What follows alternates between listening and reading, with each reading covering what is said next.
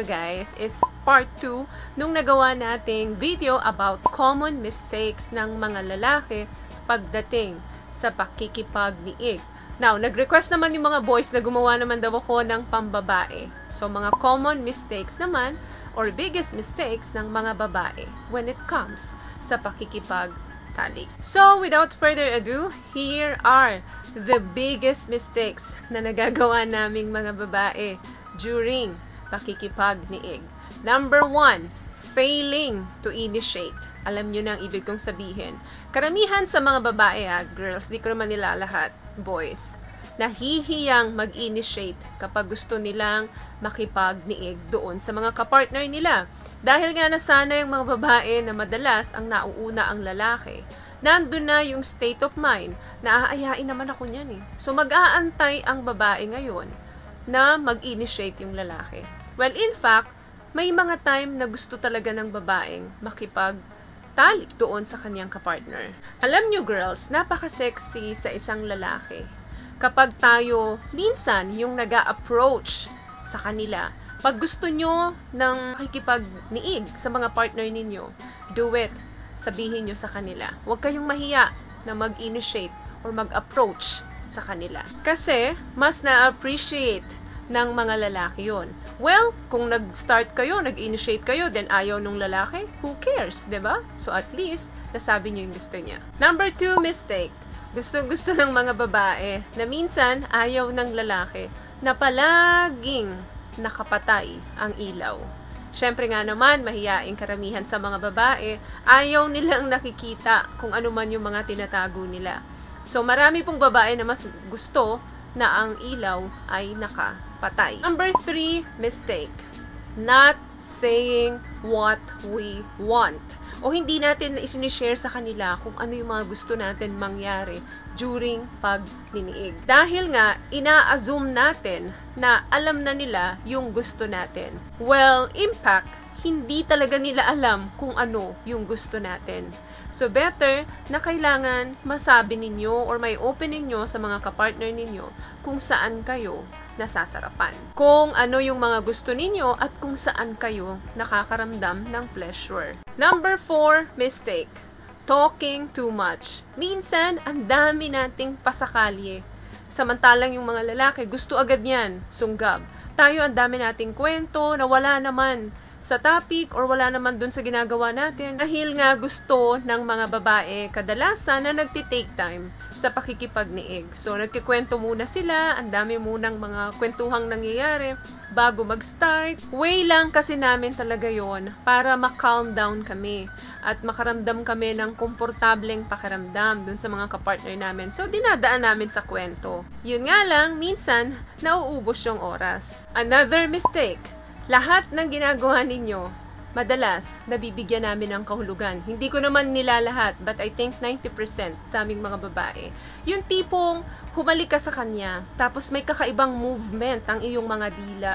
Bigla ngayon mag-iisip itong babae na siguro may ginawan siya nun before. Kasi hindi niya naman sa akin ginagawa yun. Bakit ngayon iba na yung ginagawa niya? Hindi ibig sabihin na yung lalaki ay may ginawang ibang style sa'yo. Meaning nag-cheat na siya. Hindi ganun, girls. Maaring nag-explore lang siya doon sa inyong ginagawa. So, ang result sa aming mga babae niyan, nawawala yung concentration namin doon sa pakikipagniig sa inyo. Dahil nga, para ng fireworks yung mga nasa isip namin. Instead na nakafocus kami doon sa ginagawa ninyo sa amin, nawawala na kami ng gana.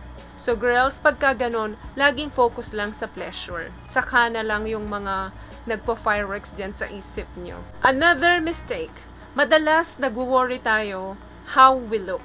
Yung tipong may ginagawa kayong romance nung partner mo. Tapos nag-aalala ka, baka nagkalat yung mascara mo, baka yung makeup mo, nahulas na. Girls, always remember na kapag nakahubad kayo sa harap ng partner ninyo, kahit kumalat yung mga mascara ninyo, nahulas yung mga makeup ninyo, o mukha na kayong bruha sa itsura ng buhok ninyo, hindi na nila manonotice yan dahil ang lalaki, nakafocus lang yan dun sa ginagawa ninyo or ginagawa niya sa'yo. Nakakawala ng concentration yan, nakakabawas ng arousal yan kapag lagi nyong inaalala kung ano na yung itsura nyo. Hayaan yung magmukha kayong Bruhilda. Another mistake, faking orgasm. Yes, totoo po yan. Akala nyo sarap na sarap yung babae dahil umuungol siya dun sa ginagawa ninyo. Pero wag ka. Habang nakapikit yan at concentrated kayo dun sa ginagawa niya, nakaganyan ang mata niyan at tinitingnan niya kung ano na ba, kung anong stage or level na ba yung iyong nararamdamang sarap sa kanya. Ang totoo niyan, inaantay ka lang niyan matapos. So maraming babaeng gumagawa nito. Hindi ko naman nila lahat, pero magaling pong mag-fake ang mga babae pagdating sa orgasm. Dahil nga gusto lang nilang matapos kayo, pinifake nila yon. Aminin nyo yan, girls. Hindi ko naman nila lahat. Pero malaking porsyento po ang gumagawa nito. Girls, wag ganon. Kasi remember, na kaya kayo nandyan, katabi ng partner nyo, at kaya kayo gumagawa ng ganyan, para maibigay din yung pangangailangan nyo. So, it's not fair naman para sa inyo kung i-fake lang ninyo yung mga orgasm. While yung partner ninyo, totoong nakatapos, tapos kayo ay hindi. So, better na makipag-communicate kayo sa partner nyo. Kung hindi pleasurable sa inyo yung ginagawa ng partner ninyo, tell them.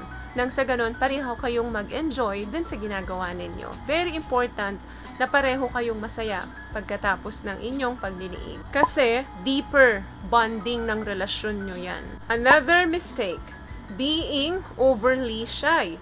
Girls, huwag kayong mahiya kung meron kayong gustong sabihin or gustong gawin dun sa inyong ginagawa. Kasi pareho na kayong adult. So, there's no reason para mag-alinlangan kayo na sabihin sa partner nyo kung ano yung mga gusto ninyong subukan. Another mistake, may mga babaeng ayaw magbigay ng oral doon sa kapartner nila. Somewhere along the way, some women ay nakakapag-isip na ang pagbibigay ng oral dun sa mga kapartner nila ay degrading or yuck.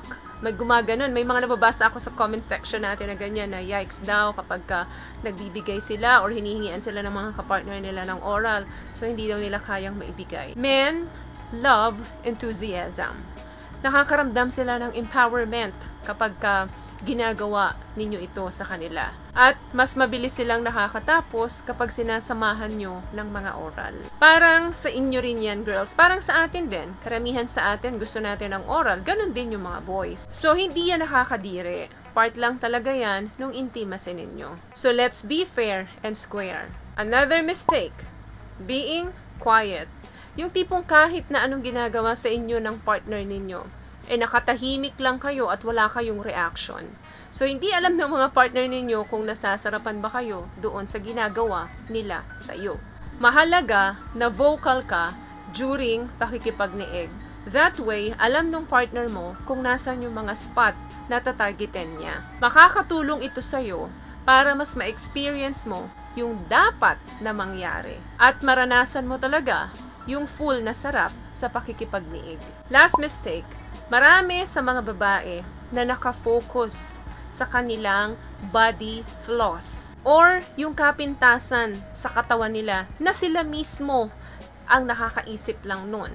Halimbawa, yung mga bilbil, pilit na itinatago yan kapag nagniniig kayo. Then, sinusubukan yung tabunan ng kumot, tabunan ng unan para lang wag makita ng mga kapartner ninyo.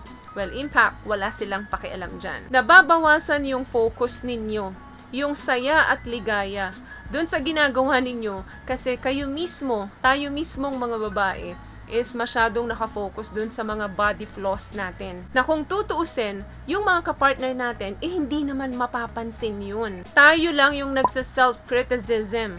The reason why nababawasan yung arousal kasi nga masyado tayong worry doon sa ating mga kapintasan na tayo lang naman ang nag-iisip nun. Hayaan nyo girls na yung mga boys ang mag-adjust. Kung marami kayong mga belly fat, so what? Who cares, diba? Distract the inner critic by paying attention doon sa inyong mga arousal. Huwag nyong kontrolin yung feeling ng pleasure. Instead of mag-focus kayo doon sa ginagawa ninyo para mas mag-enjoy ka.